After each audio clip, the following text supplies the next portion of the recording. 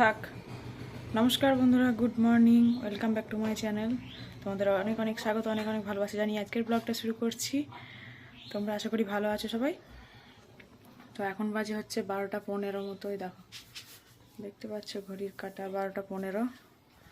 এই যে পুচকুটাকে এতক্ষণে ঘুম পাড়াতে পারলাম, স্নান করেছি, আমি স্নান করে শুধু ভাতটা চাপিয়েছি।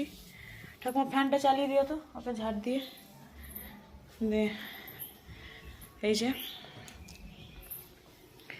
বাজার করে নিয়ে এসছে, এগুলো ঢালবো। আর দেখো অনেকটা দেরি হয়ে গেছে আজকে, শুধু ভাতটা চাপানো আছে। ওই দেখো আর কিছু হয়নি, মাছটা ভেজে রেখেছি কেবল।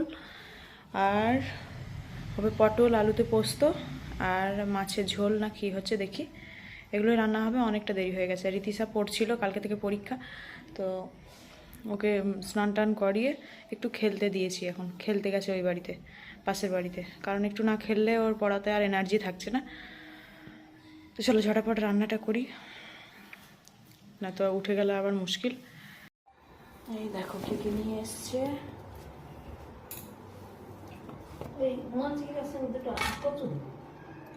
হ্যাঁ দিলে হবে, মাছের সঙ্গে করছো।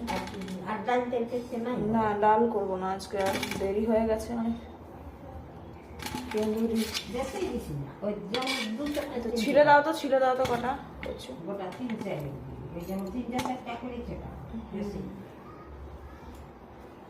আম নিয়ে এসছে, কাঁচা আম চাটনি করার জন্য, লাউ, আদা, কচু, এগুলোই এনেছে।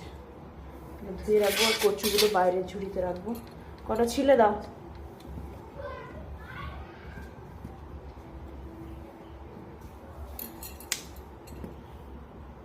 এই কটা ছিলে দাও, কটা। চলো ধুয়ে নিয়ে আসি। সবজিগুলো ধুয়ে নিচ্ছি ভালো করে, পরিষ্কার করে নিয়ে ফ্রিজে ভরবো। ফ্রিজে ভরার আগে সবগুলো ধুয়ে নিই, না তো ফ্রিজে ভরা যায় না। বাইরের অনেক নোংরা, হাতে টাতে সবার হাতে টাতে লেগে একবারে নোংরা তো থাকেই বলো।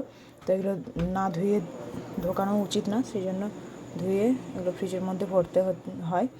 সেই জন্য ধুয়ে নিচ্ছি ভালো করে। ধোয়া হয়ে গেল, দেখো একটু জলটা ঝরতে দেবো, কারণ কোটোতে ভরতে হবে কেন্দুরিগুলো, তো সেই কারণে জলটা ঝরতে দিলে ভালো হয়, পচে যাওয়ার ভয়টা থাকে না। আর দেখো পুচকুটা উঠে গেছে, ঠাকুমাকে বললাম যে কচু ছিলে দিতে, কিন্তু উপায় নেই, পুচকুটা উঠে গেছে। তো ঠাকুমা কোলে নিয়ে বসেছে, আমি ছিলে নেবো তাড়াতাড়ি করে। এই দেখো আমি ছিলে নিচ্ছি তাড়াতাড়ি করে, আর কয়েকটাই দেবো, বেশি দেবো না। এগুলো কালো কচু, জানো তো, সেদ্ধ হতেও অনেক টাইম লাগে। তো আমি ভুল করে আজকে অনেক বড় বড়ই কেটে দিয়েছিলাম, আর সিটি দিতে অনেকটা দেরি হয়েছিল, মানে প্রেসারে করে দিয়েছিলাম, তবুও মানে অনেকগুলো সিটি পড়েছিল। একবার খুলে দেখলাম সেদ্ধ হয়নি, তারপর আবার চাপালাম। মানে কচু দিয়ে মানে আমি মোটামুটি অনেকক্ষণ ধরে রেখেও আজকে সেদ্ধ করতে পারিনি। ভুল করে আমি মানে মোটা মোটা করে কেটে ফেলেছিলাম, কারণ মানে সাদা কচুর মতো করে ফেলেছিলাম, সাদা কচু ভেবে। তো বাবা পরে বললো যে না কালো কচু। আর ওইদিকে রিতিশাকে আমি বকা দিচ্ছিলাম, কারণ রিতিশা বদমাশি করছিল বলে আমি বকা দিচ্ছিলাম ওখানে।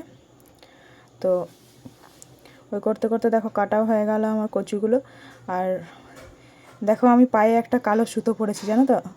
ওই বলে না গ্রামের লোকের একটু মানে ভূত প্রেত হেনা তেনা তো থেকেই থাকে, থাক আর না থাক।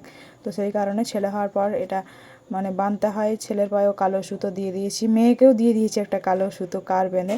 তো জানি না আছে কি না, মানে মানুষের খারাপ নজরটাই হয়তো এরকম। তো সেই কারণেই কালো সুতোয় দেখো বেঁধেছি আমিও। তো চলো, আর এগুলো ধুয়ে নিয়ে দেখো ফ্রিজে ভরতে চলে এলাম। আর প্যাকেটের মধ্যে আছে কুমড়ো, আর ওইটাতে আছে কাঁচা কলা, এগুলো সব আছে। আর এগুলো ভরে নিলাম আমি, আর বক্সের মধ্যে ভরে নিয়েছি হচ্ছে কেন্দুরিটা, এগুলোও ভরে দিচ্ছি ফ্রিজে।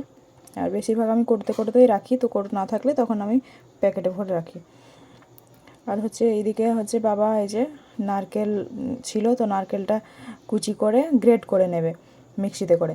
আর পটল পোস্ত হবে, পটল আলুতে পোস্ত, তো পটল আলুতে পোস্ততে নারকেল দিলে বেশ ভালো লাগে। আর এই যে আবার ঘুমিয়ে গেছে ছেলেটা, তো এত মাছি আর মশা, তো সেই জন্য এই মশারিটা বেশ ভালো কাজেই লাগছে আমার।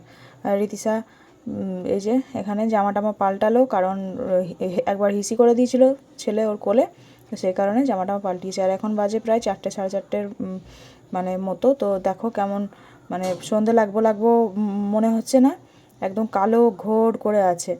তো দেখো কেমন ওয়েদার হয়ে গেছে, এবং কালো, আর লাইট জ্বেলে দিয়েছি আমি, একদম মানে অন্ধকার অন্ধকার হয়ে গেছে।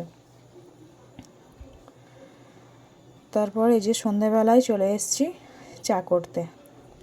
দুধ চা খাবো বললো সবাই, আর আমারও একটু একটু অভ্যাস হয়ে গেছে জানো তো, কিন্তু দুধ চা নয়, লাল চায়ের অভ্যাসটা হয়েছে। কারণ এই সিজার করার পর তো কিছু খেতে দেয় না, লাল চা মুড়ি খেতে দিচ্ছিলো, মানে 2 দিন পর লাল চা মুড়িটাই বারবারে খেতে বলছিল। তো লাল চা মুড়ি খেয়ে খেয়ে অভ্যাস হয়ে গেছে, একটু চা চা করে মনটা এখন আর কি। আর আজকে তোমাদেরকে মানে খাবার দাবার কিছুই দেখানো হয়নি। দেখো সন্ধেবেলায় আমি দেখাচ্ছি, এই দেখো আলু সেদ্ধ সব কিছু রয়ে গেছে। রীতিশের পাপা আজকে খেতে আসতে পারেনি বৃষ্টির কারণে, একদম দুপুর 1:30-2 থেকে বৃষ্টি শুরু হয়েছিল। তো আর এই দেখো পটল আলুতে পোস্ত, ওটাতে নারকেল বাটা দিয়ে পোস্ত দিয়ে, আর এটা হচ্ছে কচুতে আর টমেটোতে আর মাছ দিয়ে করা হয়েছিল। তো এগুলো সবই রান্নাগুলো আছে, রাত্রে হয়ে যাবে মানে আশা করছি। আর রাত্রে কিছু করব না, যে মুড়ি খাবে মুড়ি খাবে, ভাত খাবে ভাত খাবে, এগুলোই হবে। তো চা করে নিচ্ছি। আর বৃষ্টির জন্য এই অবস্থা আমার, মানে দিনেকার ভাত রাত্রে আছে না, তো রাত্রে হলে একজনকার মতো ভাত থাকে কিছু, কিন্তু আজকে হচ্ছে 2জনকার মতো ভাত রয়ে গেছে, রীতিশের পাপা যেহেতু খেতে আসেনি।